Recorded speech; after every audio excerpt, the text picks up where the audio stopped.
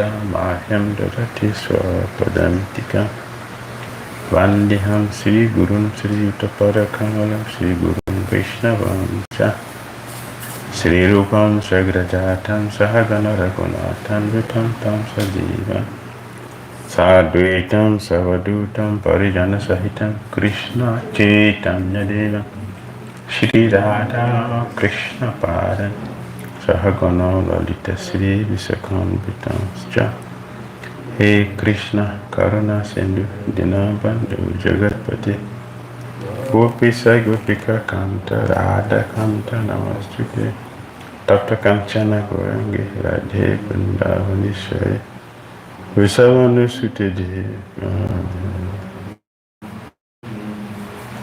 Pantakol Pataru Vyascha Kripasundu Vyayavasha Vijana Jai Shri Krishna Chaitanya Gaurityana Vitagara Krishna Hare Krishna Krishna Krishna Hare Hare Hare Rama Rama Rama Hare Hare Dhira Srimad Bhagavatam Ki Jai Srila Prabhupada Ki Jai Hare Krishna. We continue our reading Bhagavatam, Canto 7, Chapter 11, The Perfect Society for Four Social Orders. So we're still in text 8. And yesterday we were looking at Ahimsa.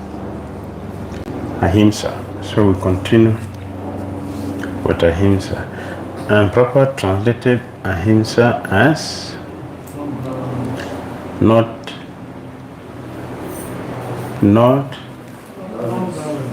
subjecting any living entity to the threefold miseries. We should not subject any living entity to the threefold miseries. That is non-violence. And we said in chapter 13 Bhagavad Gita, text 8 to 12 also, the same non-violence is there. And Prabhupada said, if you don't preach Krishna consciousness, we are committing violence. And so that means that if one is not a devotee, we are violent. And that means a devotee, not just being in devotional environment or being in devotional attires and still acting contrary. And one is really a devotee. So this is what we were looking at yesterday. I will continue. Unlike grihastas, sannyasis have given up working to maintain a family, for they live in a greater family of humanity. Instead of having one wife with a few children, a sannyasi has the whole wife, the whole woman in the world, and all everybody. See how greedy sannyasis are. Not satisfied with one, so need many. Yes, that is broad-mindedness. Miserliness is only one wife. Broad-minded means, yes, all inclusive. All. So that's the nature of a sannyasi. He's broad-minded. He's a global father.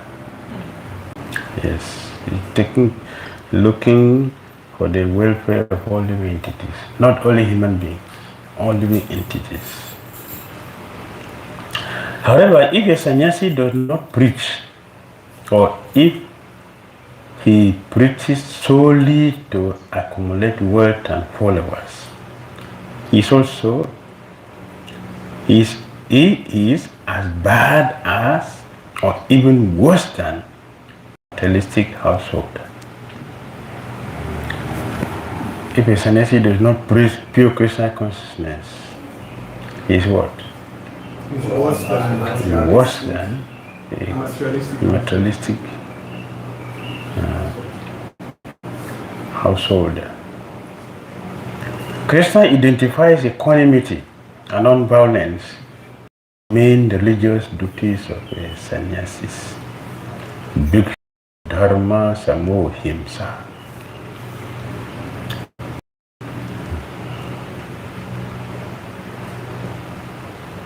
Envy of other creatures is the root cause of violence.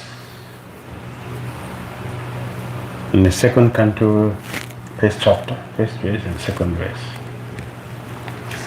And proper translated in Griha Medi. It means those who are jealous, envious of others.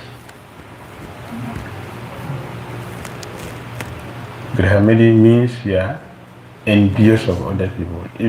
So that means that even if you are a sannyasi and you are envious of other means, Griham. What do you say? Griham, not a sannyasi, not a household.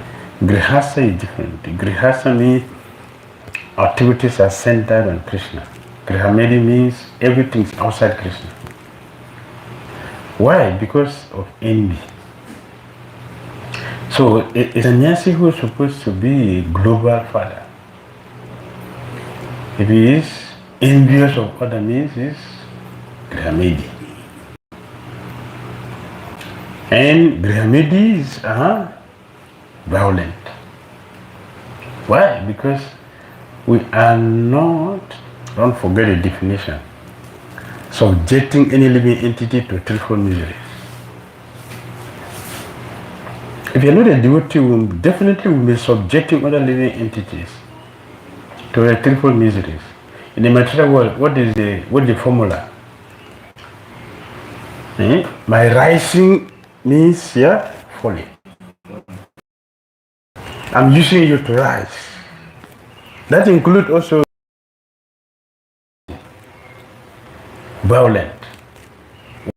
I'm giving you charity so that I'm accumulating my piety to go to heaven for better sense gratification. That means what? They are using us to go to heaven in the name of charity. And charity is to help the less privileged in material or spiritual, especially spiritual.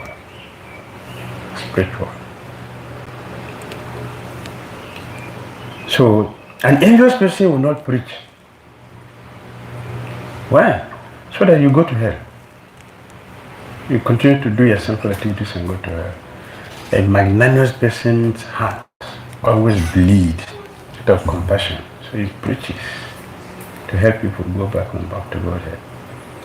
The Sanskrit word matsarya denotes envy or jealousy and has a broader connotation than its English equivalent. It refers not only to lusting after another's qualities or possession, but also to disrespecting another's right for the sake of one's own pleasure. Understand?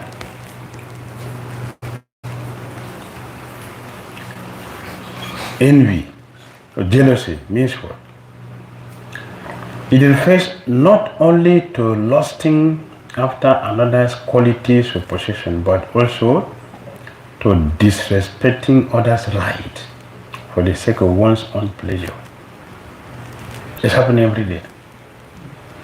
Even in the spiritual circle, it's happening. Right?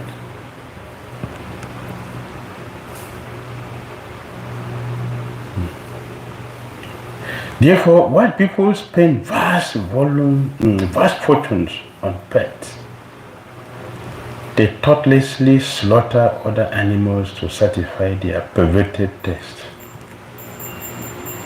Like people keep dogs. To keep dogs and milk is very expensive. You carry what you call silicone, nylon bag, this cellophane bag. You carry it with you. If your dog passes through the street, you have to pack it. You cannot leave it there. Yes. A dog cannot pass stool in the street. You have to take it. So they have to have something to carry this, to pack the stool of a dog, not the human stool, the animal stool.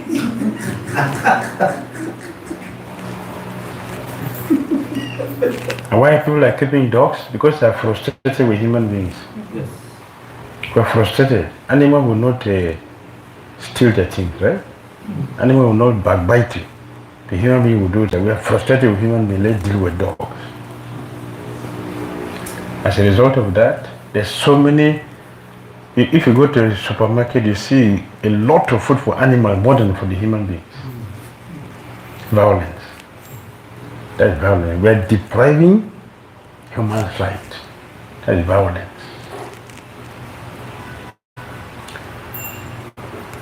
We are keeping animals, we are keeping cats, but at the same time we are spending billions to make ammunition not to kill an animal, but to kill human beings.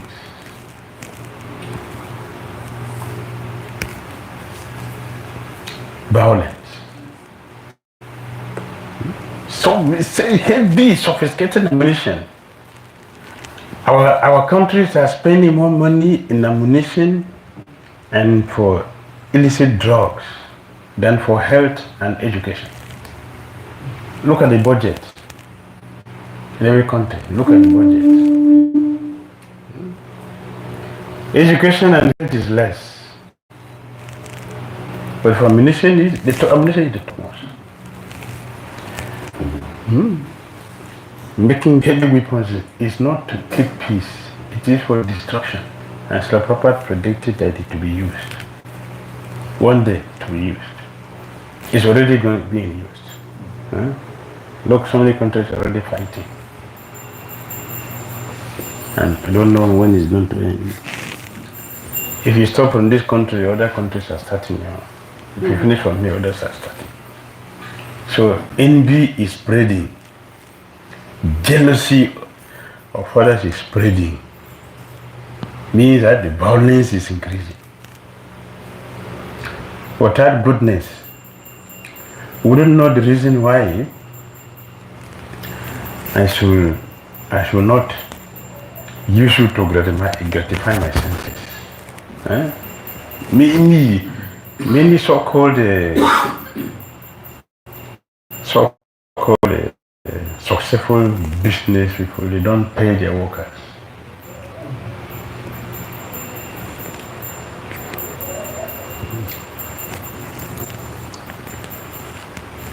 Violence. That is violence.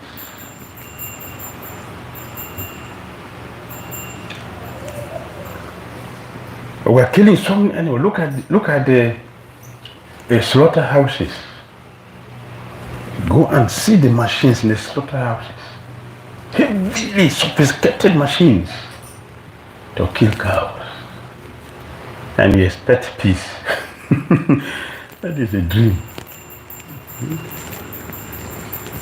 We're expecting peace, killing so many cows every day for our tongue.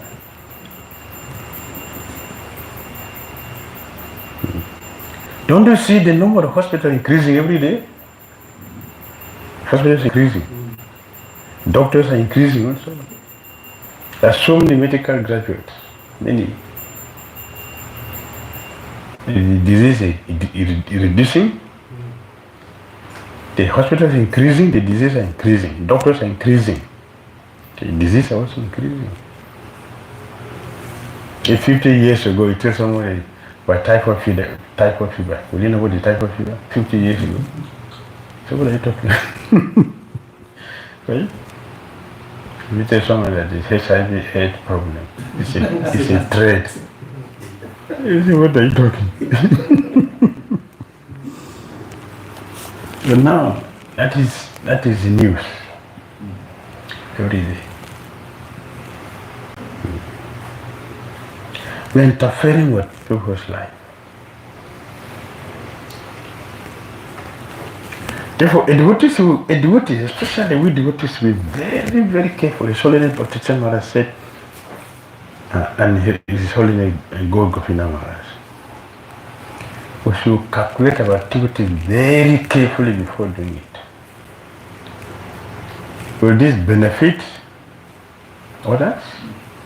Or it is just me? And then we mentioned before, any activity will benefit only you is dangerous for you also. Not only for others. Because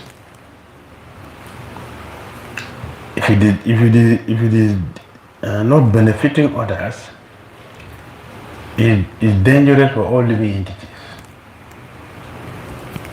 So a fortunate devotee was carefully look at his or activities before doing it, before saying something. So be careful. Even our words, violence. His Swami Bhakti Maharaj said, harsh words is like stone. Harsh words is what? Stone. Who feels happy when you stone, being stoned? Who feels happy being stoned? In 11th canto Bhagavatam, Krishna himself said, I do not see a sage. I have never seen a sage. He's not talking about other people. Krishna, he said what? I have not seen a sage that is not feeling the pain of a sharp word. The pain of a sharp word. He said, I have not seen who does not feel it. And violence. They use harsh words, so violence. The devotees will select word. And Krishna described it as Uttama Sloka. No violence. Uttama Sloka means no violence. The words are carefully selected, which is beneficial for everyone. That is what the devotees should use. That's the way the devotees should live his or her life. If we want to be successful in Krishna consciousness, our activities have to be carefully examined. Doing something without considering the anxiety we are giving to other person. You can name varieties of that. Huh? You can name it. Anything we do without considering the other person's feeling is dangerous, it is violence. Either taking your tea without informing you. Right? You'll be an anxiety. Is that true? I have to remove your bathing soap and you want to go for a bathroom. The bathing soap is not there. Where is my bathing soap? You don't have anxiety? That's violence. That is violence. Or telling me, Prabhu, can you borrow me this book? I will return it tomorrow. You don't return it back. Is it not violence? You want to feel pain. You are praised, you want to refer to that book, something, and the book is not there. How will you feel? One chakra just Prabhu for not bringing the book to me. As you promised. You promised that you're going to return it. You didn't return it. That's violence.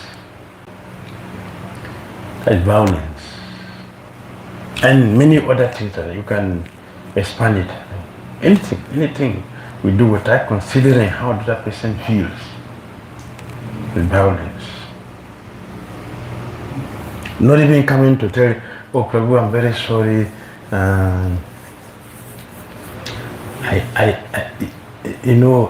Man proposes, God disposes. I promise I'm going to return it, but please excuse me, I have not been able to get it. I'm sorry. Zero. No one says that. It's violence. Just keeping quiet is violence. It's violence. A violent person, there is no space for violence in the spiritual world. And any religious organization that is using violence as a means to go back to Godhead means what? It's not bona fide, because if violence is the way to go to God, it means in Godhead there is also violence. Who is an intelligent person who follows such a religion? There will be violence there because that's the means of God.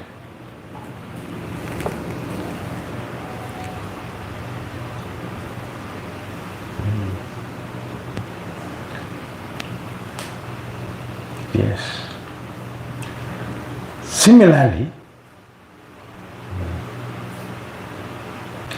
while devotees preach about the need for cow protection, they are unmindful of the violence against cows that is involved in their store-bought milk.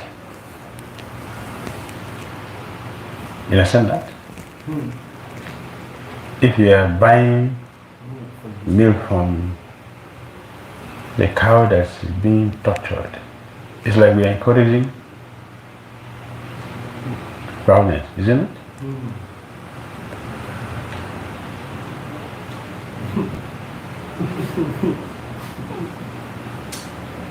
Exercise. What do you think? Unknowingly, we are still committing the violence. Because you can't tell. How do you know whether the cow was tortured or not? You still need to buy milk. What do you think? Perhaps that's why some people are now vegans. They don't Yeah, that's exactly. That's why it's leading to veganism.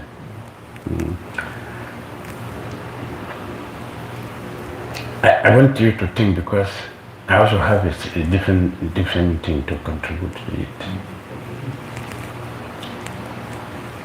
What about, yes, we shouldn't encourage that.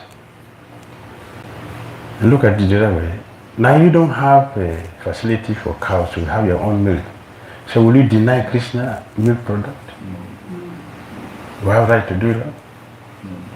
Since we're not yet able to come to that level of having our own cows to maintain it and offer Krishna milk product. And okay, on veganism. So you don't offer milk to Krishna. Does Krishna has to suffer for our simple activities also? Eh? No.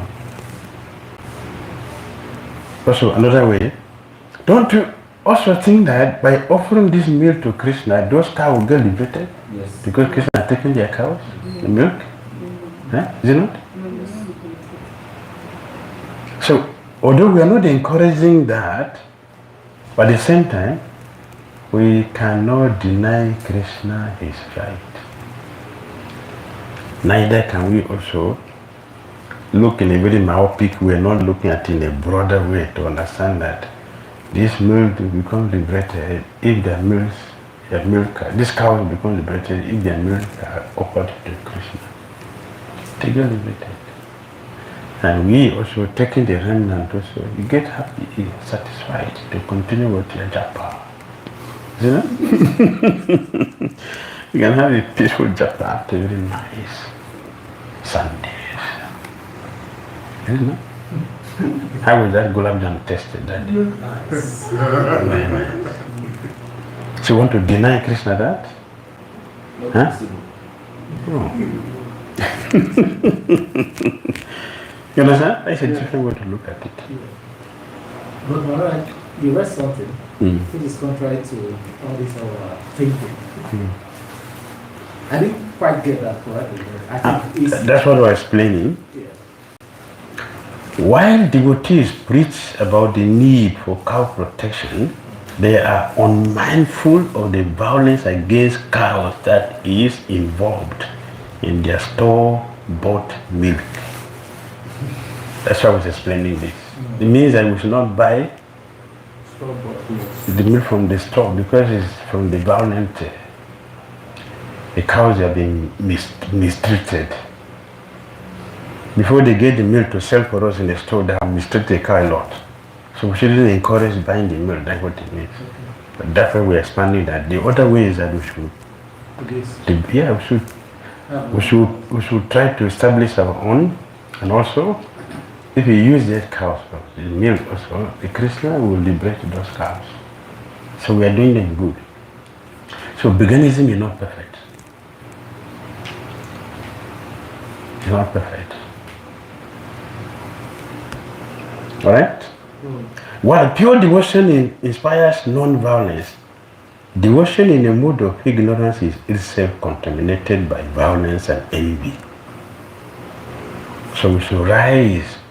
We should not remain neophyte devotees. This is dangerous. We should, medium platform is safer, is better. So we should try to raise our standard medium. And then from this to Uttam. We shouldn't remain canista.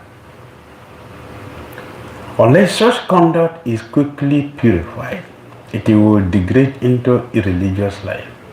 For a violent person, an animal killer, cannot understand God or pure devotion to Him, Krishna. Even devotional service in passion makes one too self-centered to be mindful of the suffering of others. One is simply thinking about our gain, the gain. Huh? What should be my benefit?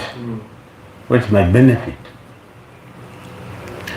That is self-centeredness. What is my gain? What's my benefit in this? As if one is chanting Hare Krishna for somebody. If I join a movement, what would I get? If you join Hare Krishna, you're going to chant Hare Krishna. Is it for anybody or for you? It's for the self. So we should be grateful to Krishna and Prabhupada who have established this. So devotion, ignorance and passion is also violence. Devotional service in the mode of goodness is better because from there we can go to the transcendental movement. Right?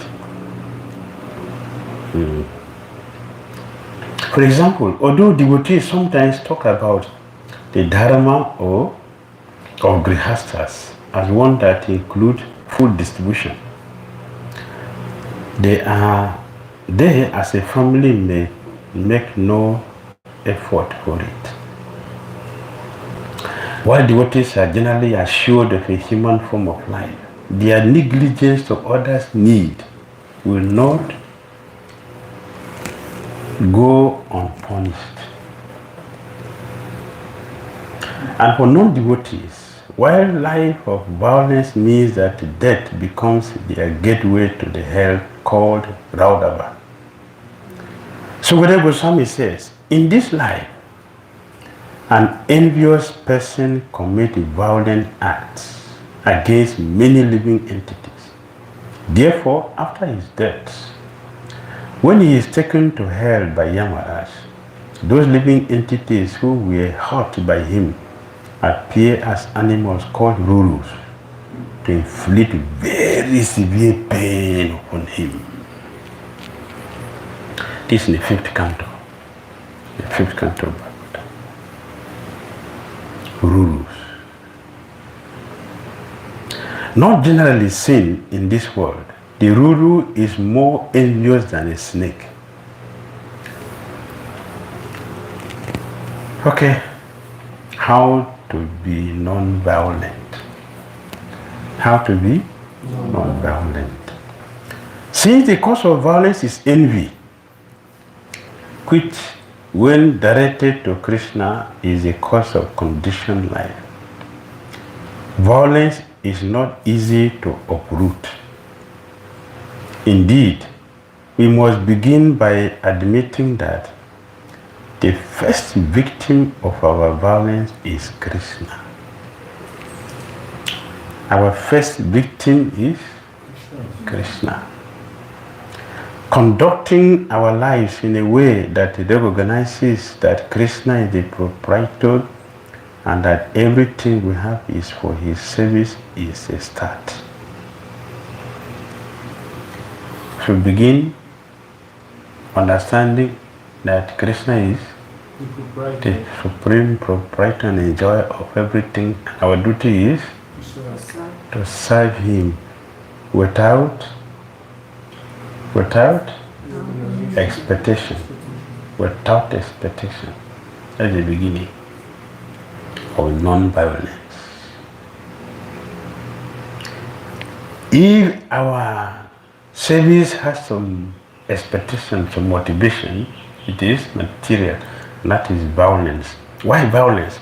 We are not going to do it to satisfy the person. Let us not forget, we should not subject any entity to the twofold misery. So if a service does not satisfy the person you are rendering service to, is that violence or not violence? It's violence. The service must please the person we are doing the service for. Christians will be pleased with the service we are rendering. Then it is devotional. Otherwise it is violence. That kind of life means that one's asset, be they meager or abundant, must actually be engaged in Christian service. Such charity cannot just be idle talk, but action. Action. As far as other living entities are concerned, we must see them as equal to ourselves, treating them as we would expect to be treated, or as we will treat our favorite children. This vision and its accompanying lifestyle manifests in one who meticulously practices devotional service. Meticulous. One who carefully, that's where we started in the beginning. That we must be very careful to calculate our activities before doing it, considering how will this benefit others. One who is carefully thinking, examining everything before doing, has really gotten the message of Krishna. It's just a question of the time to manifest fully. So we should carefully look at our activities. Everything that we do in Christian consciousness, our relationship, our attitude to services, to everything that we do, our hearing, our speaking, our walking, everything. So give full attention to it, because everything that we do in Krishna consciousness is supposed to be our offerings to Krishna. How is it offering? It's very important. It's our right to check it and see the quality of what we are offering. As Narada told Mrigari, the hunter, "Oh hunter, good qualities like non-violence, which we have developed, are not very astonishing for those who are engaged in the Lord's devotional service and never inclined to give pain to others because of envy." Hare Krishna. Those who are engaged in devotional service of the Lord are never inclined to giving pain to others and to envy. Hare Krishna. Okay.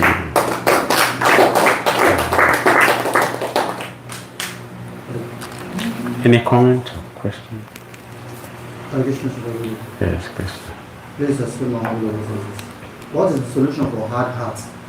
As it leads to violence, everyone is causing offenses. Offenses, what to do? How can we feel the pains of others and develop compassion? How can we feel the pain of others? How can we soften the heart? His Holiness Bhakti Maharaj recommended we should go and visit hospital. If you go and see how people are suffering in the hospital, don't go the when you are sick. If you go the when you are sick, you will not feel it. We should go when we are not sick. If you go when we are not sick, we will see how people are suffering. Doctor, the whole day the doctor is not there. And even the doctor comes and walk past you. Doctor, you don't walk past you. They are used to hearing that. They walk past you. You they come to go to ask him, what is happening with him? I'm in pain. He asking me, what is happening with me? I'm in pain. So we should visit hospital. If you visit hospital and see how people are suffering, they will change in the heart. We see how people are suffering. His Grace, the Ramkrata, who told us, you remember? He was sick and he went to the hospital. That's what led him to Krishna consciousness. So when he went to the hospital, when he got there and saw people more difficult than what he has, he became cured. He left the hospital. He didn't stay there. He returned back to his house.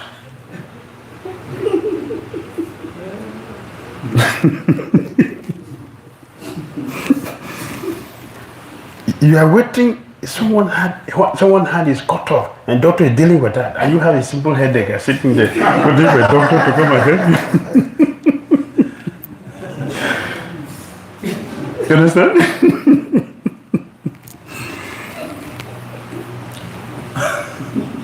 So he went back home and he got cured. He didn't go to the hospital again. He got it.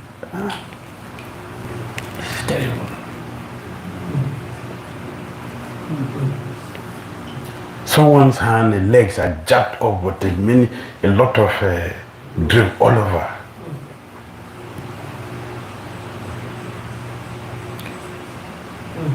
They had to be shot. When you see that. We're sitting here because we're not going there, we're not seeing what is happening. So, how are we going to develop the compassion? Just here, compassion. Is that how you're going to, you have to do something practical? Then their compassion, the heart will sort. See that? And the second place we should visit, we should go to burial ground also. When you pass it through burial ground, you will have some feeling, some thought, something will come to your mind. One day I'm going to add to the number here. See that? Yes, sir. In Ghana, if you're going to Cape Town from Accra, 30 people will die on this spot. 50 people will die on this spot. 100 people will die on this spot. It means what? Be careful. Be careful. So that you don't add to the number now, at least. For now. So it reminds us that we should be careful. Or we should prepare before that time. Look at the whole world. Nobody is preparing. Even our Krishna devotees. How prepared are we? I'm asking, I don't know. Yes, how prepared? We are living our days exactly like we are the Supreme Lord. Nothing is happening. I'm the Supreme. Most of us are thinking like that. No preparation. A person who is thinking like this will be very, very careful how we deal with other people. Disturbing Krishna consciousness. What can be more violent than that? Disturbing Krishna consciousness. Disturbing devotees who want to spread Krishna consciousness.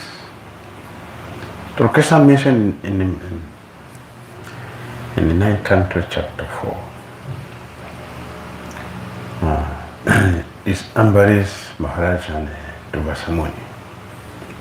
Krishna is telling Durvasamuni, I live in the heart of my devotees.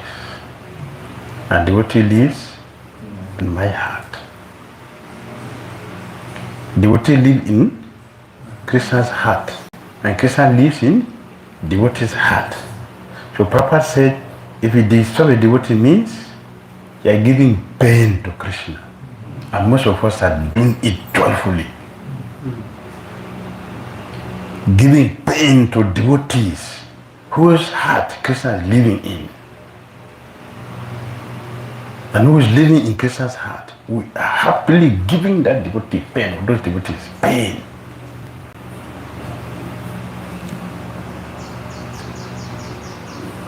Most of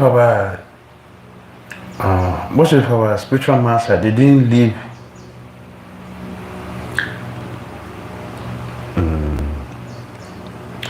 with satisfaction. Not because of their failure in Krishna consciousness, but because of the mistreatment. And they feel the pain of our mistreatment, which is sending us to hell. They feel bad because they are naturally compassionate. They feel bad. Not for them.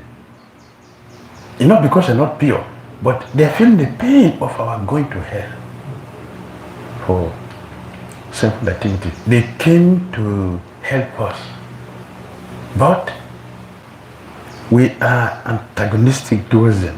Therefore, their purpose of coming is defeated. They feel bad. That's why he took sannyas. The people I came to deliver, they are offending me. They are planning to beat me. So how will I deliver them? I better take sannyas so they will offer businesses and change their attitude of committing this harm. That was those days. These days, what does it mean? Sannyas in this world? They are nothing. Nothing. So there was some piety. At that time, the people recognize, the holy man, this man is doing something which I cannot do. Let me at least give him respect. This is common sense. It's human nature. But in Kali Yuga, this is not there. It's not there. Just a common respect is not there. Even having human nature is not there. Without being a human being who cannot practice Krishna consciousness, it's not possible. It's not possible. How many animals are sitting here? There are no animals in this room. There are no animals in this room. Animals are not here. They are here. They have so many mouses. But why are they not sitting here? I'm asking, why are they not sitting here in the Bhagavatam class? To hear about violence.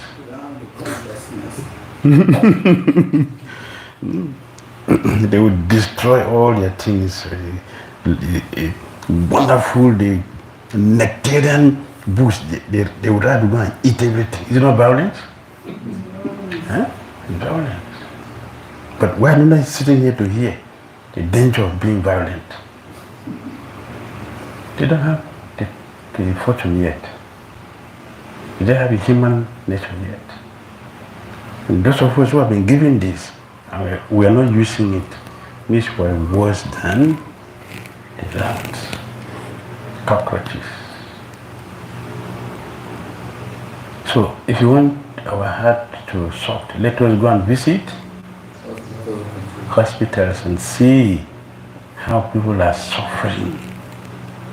They're crying in pain, and some of them, many people who are entering into the hospital, many are not going to come out. And some, after spending the whole of their money before they leave the body. Yes. Some years ago, I went to the hospital. One lady, she was coming out from there. I was going inside, and she was coming out. I saw her crying. Normally, you understand that? Something happened. Yes, the relatives she was speaking Igbo.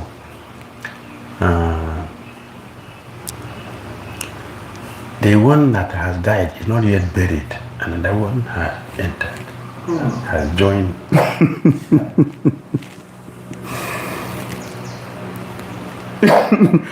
So I just walk past peacefully. I just walk past gently to go and see if my own is already like that, or is still alive. Let's go to the hospital. Immediately seeing how I could feel. Imagine the anxiety she's having. One person is dead. We have not buried this. We are looking for the ways to bury this person. Another one has added again. What to do? That's why she's crying. So let's go and visit the hospital. Our heart will sort. Right. Then we'll be able to, then we can appreciate the scripture also. Yes? I was just thinking that one in that condition can easily understand the higher thing about God. You know, you're in pain and then it's like all the natural things are no longer relevant. Immediately we have all these cells and we feel we're in a very comfortable condition. Forget it. Yes. That is a conditioned nature. Our conditioned nature. At that time, she's sober. Right? When he's sober, we feel it, we cry, we feel bad about it. After burial, what happened? We forget that we may be the next door.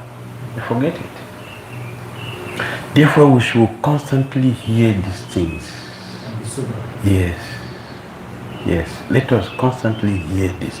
It is not a mistake that Prabhupada has established this system of constant hearing, constant chanting, and then constant remembrance. Hare Krishna. Last question. Hare Krishna is good. Hare Krishna. And I have this story of a king regarding that offered cows to a set of brahmanas. So one of the cows strayed back to his place. Who? The king that offered the cows to the Yes. brahmanas. Yes. So Niriga.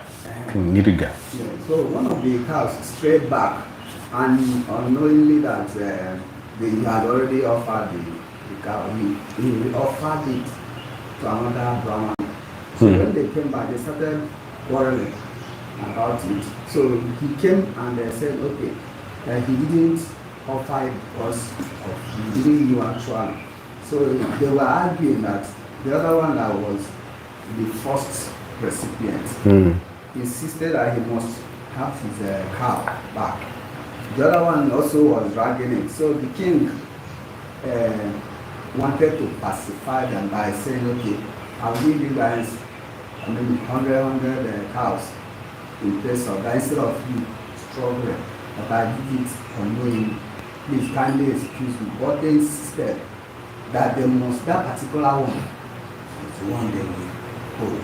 Yes. So later on, it costs, they were arguing and somehow or the other, he was caused to become lizard and he fell because of that.